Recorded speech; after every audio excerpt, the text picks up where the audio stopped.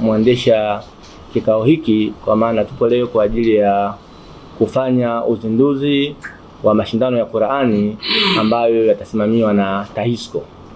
Nini TAHISCO? TAHISCO ni Tanzania Head of Islamic School Council, yani umoja wa baraza la wakuu wa shule za Kiislamu nchini Tanzania. Chombo hiki kimeanzishwa rasmi mnamo mwaka 2012, na ukiachilia mbali tukio ambalo limetusanisha hapa, TAHISCO imekuwa ikifanya program mbalimbali ikiwepo mitihani ya pamoja kidato cha pili, cha 4 na cha 6, lakini kuandaa semina na washa za walimu katika shule zote za Kiislamu pamoja na midahalo kwa wanafunzi na watu wengine. Kwa hiyo kwa nini tumewajibika leo kutangaza jambo hili kwenu nyinyi? TAHISCO kama chombo ambacho kinaunganisha shule za Kiislamu, tunajua kwamba tofauti kubwa ya shule ya Kiislamu na shule nyingine ni masomo haya ya elimu ya dini ya Kiislamu pamoja na lugha ya Kiarabu, ambapo ndani ya elimu ya dini ya Kiislamu somo la Qur'ani linapatikana. Hapo nyuma tumekuwa tukifanya mashindano haya katika ngazi ya shule. Hivi ninavyozungumza hivi leo, watu walidhaa Islamic wanafanya mashindano ya Qur'ani katika shule yao. Kwa hiyo linafanyika, lakini si katika level ya kitaifa. Kwa hiyo baada ya kuona kwamba wenzetu wa TIPSO ambao wao wamekuwa wakifanya zaidi ya miaka 5 hili zoezi, tukasema kuna haja na sisi sasa kuwa na muendelezo wa jambo hili. Kwa hiyo tumeazimia mwaka huu biiznillah kufanya jambo hili kwa kuanzia mikoa ya Dar es Salaam na Pwani. Inshallah baada ya hapo tutaendelea ngazi ya nchi nzima. Kwa hiyo niseme kwamba, ndugu wanahabari, tuna wajibu wa kufahamisha wazazi kwamba kile ambacho kinafanyika ndani ya TIPSO TAHISCO kinafanyika katika ngazi ya shule, lakini sasa hivi tumeamua kutangaza rasmi katika ngazi ya nini? Ngazi ya kitaifa. Kwa hiyo ni matumaini yangu kwamba mtaendelea kutuunga mkono katika kulifanikisha jambo hili. Bismillahirrahmanirrahim. Alhamdulillahi rabbil alamin. Wassalatu wassalamu ala ashrafil anbiya'i wal mursalin sayyidina Muhammad wa ala alihi wa ashabihi ajma'in, amma ba'd. Kwanza kabisa nimshukuru Mwenyezi Mungu Subhana. Nimshukuru Mwenyezi Mungu kwa sababu nyingi sana kutuwafikisha kuweza kufika katika ile level ambayo tunayoifanya sasa hivi. Taufiki yote iko kwa Mwenyezi Mungu Subhanahu wa Ta'ala. Kwa wale waliokuwa wamesogea katika umri wakivuta historia ya hili jambo lilivyoanza, wanaweza kuwafikiana nami kwamba lazima umshukuru sana Mwenyezi Mungu Subhanahu wa Ta'ala. Tunamshukuru Mwenyezi Mungu kwa kutuwafikisha kwamba na sisi leo tunakaa tunazindua mashindano ya Qur'ani kwa vijana wanaosoma katika shule za sekondari.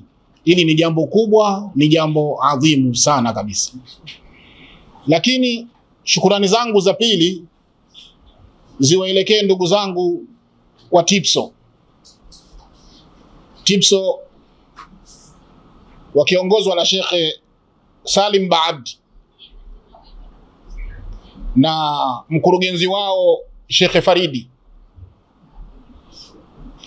Tulianza kule chini na primary na alhamdulillah matunda yake yameonekana, lakini wao wakawa ndio wakushawishi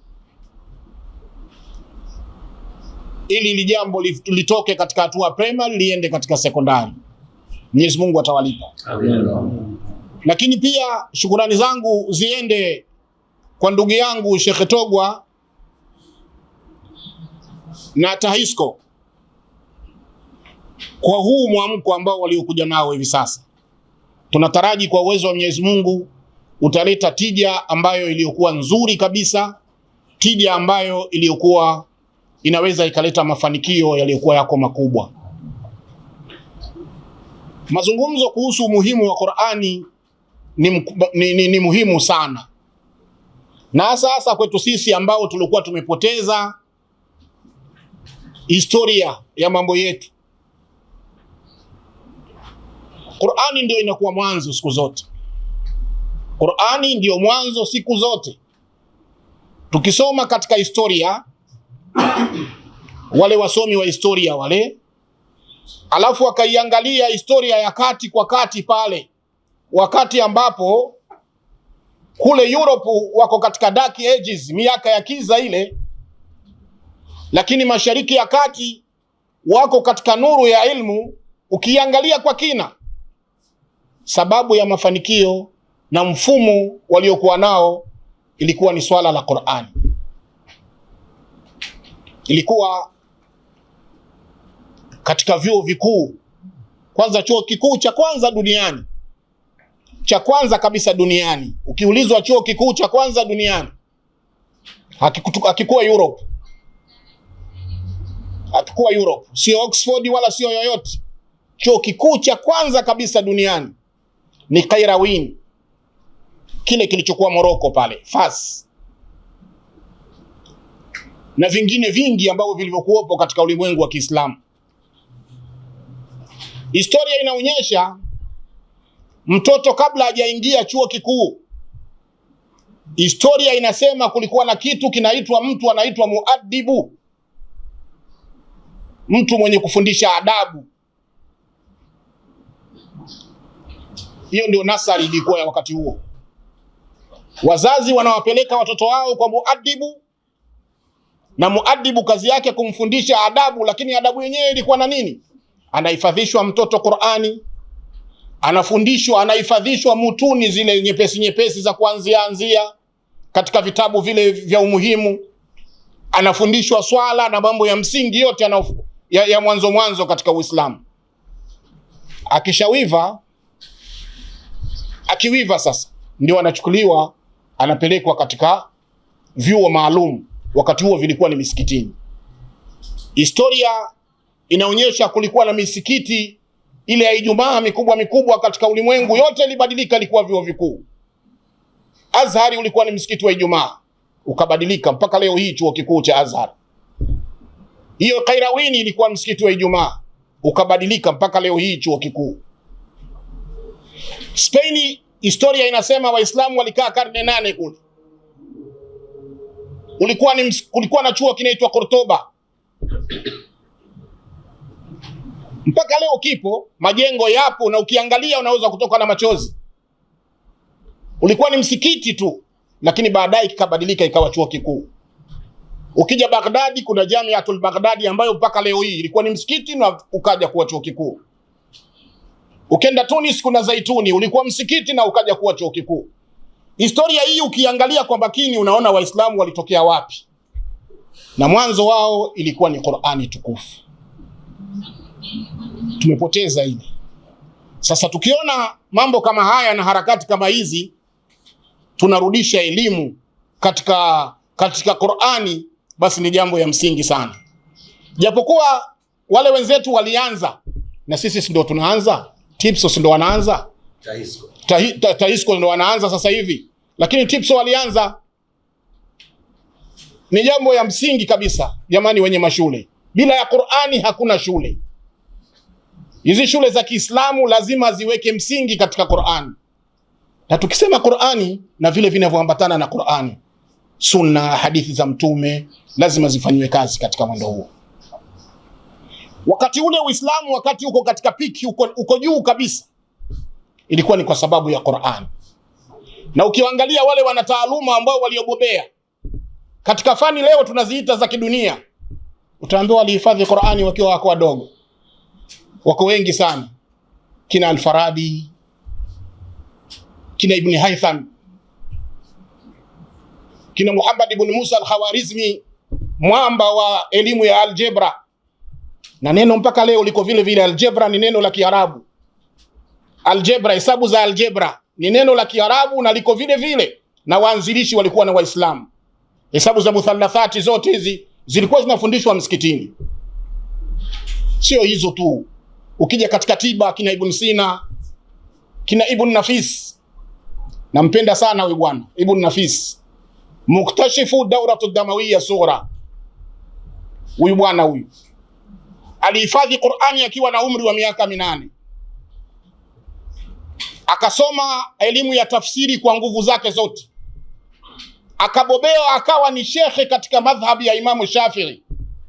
Lakini baadaye akaondoka, akajikita katika tiba, Bimaristan wakati huo akiita wenyewe.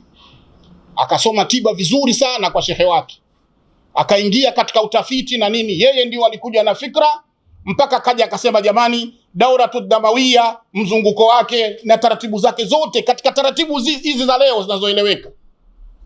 Chemba ya kulia na kushoto, namna gani damu inaingia, namna gani damu inachukua oxygen, namna gani damu inazunguka, namna gani, taratibu zile zote alizieleza Ibn Nafis kwa utaratibu mzuri tu. Lakini alifanyaje? Alihifadhi Qur'ani akiwa na umri mdogo. Kuna Al-Idrisi, mtaalamu wa jiografia, huyu ni miongoni mwa walimu waliofundisha katika chuo cha Kairawin. Al-Idrisi amehifadhi Qur'ani akiwa yuko mdogo. Jamani, wanawachuoni wanasema la yasluhu akhira hadhihi al-umma illa bima salaha bihi awwaluha. Hatuwezi tukawa sawa sawa sisi katika zama zetu hizi ila kwa kufuata yale ambayo waliokuwa wameyafanya waliotutangulia, na hakuna njia ya kwanza isipokuwa hii ni Qur'ani. Kuna wenzetu wengine wanatulaumu, jamani, nyinyi mbona mnahifadhisha watoto Qur'ani? Qur'ani vivi bila maana, maneno mengi yanasema, lakini katika mambo lazima kuwe na mambo. Huwezi ukamhifadhisha mtoto Qur'ani na wakati huo mdogo unamfundisha na tafsiri, haiwezekani. Watu wananyweshwa kwanza Qur'ani, alafu baadaye mnakuja mnatoa tafsiri, mnawapa tafsiri, watu wanakuwa wanaendelea katika mwelekeo ambao uliokuwa unahitajika, mwelekeo ambao uliokuwa uko mzuri kabisa. Kwa hiyo tuifundishe Qur'ani, tuihifadhishe Qur'ani kama kweli tunataka na sisi turudi katika zama za utukufu, zama ambazo Uislamu ulikuwa umetawala katika ulimwengu huu, katika fani zote. Fani zote tunasema zilikuwa ziko kwa Waislamu, na wale mustashirikuna, wale wanaosoma Uislamu kwa ajili labda ya kufanya uharibifu wa upoteze Uislamu, wale wa kweli wanasema kwamba Uislamu umefanya kazi kubwa sana katika jambo hili. Kwa hiyo umuhimu wa Qur'ani ni umuhimu mkubwa kabisa. Wamesema mpaka wanawazuoni, kuna tabi'i mmoja anaitwa Abdul Malik ibn Umair, anasema abqa an-nasu uqulan qurra'ul Qur'ani. Abqa an-nasu uqulan qurra'ul Qur'ani, anasema utabi'i, wale watu ambao waliokuwa na akili zinazobakia sana ni wale waliokuwa wameweka vizuri Qur'ani ndani. Mwingine anasema qurra'ul Qur'ani, waliokuwa wamehifadhi Qur'ani, anasema muti'a biaqlihi wa in balagha 100. Aliyehifadhi Qur'ani vizuri kabisa, akili yake inakuwa na nuru, inakuwa nzuri hata akifika umri wa miaka 100. Na haya yameonekana, si kwamba hayapo. Haya yameonekana ulimwengu huu na watu wameyaona. Sasa mwingine anakuja kusema anka nasu uqulan hamalatul Qur'an au qurra'ul Qur'an.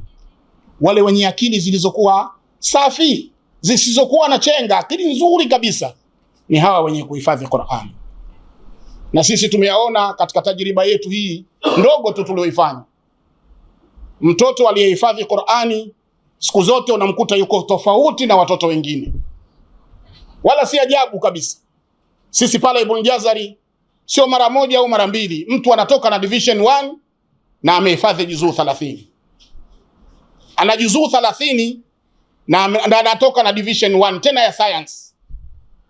Kwa hiyo mambo yanawezekana. Kwa hiyo mimi nitie himma na tuhamasishane katika swala hili. Tuienzi Qur'ani, tuihamasishe Qur'ani, tuihifadhi Qur'ani, tuipendezeshe Qur'ani kwa watoto wetu, ili tuweze kutengeneza jamii ambayo iliyokuwa iko nzuri kabisa. Nadhani wote tunakubaliana kwamba Qur'ani ndio tabia njema ziko pale. Mwenyezi Mungu kamsifu mtume wake, wa innaka la ala khuluqin adhim.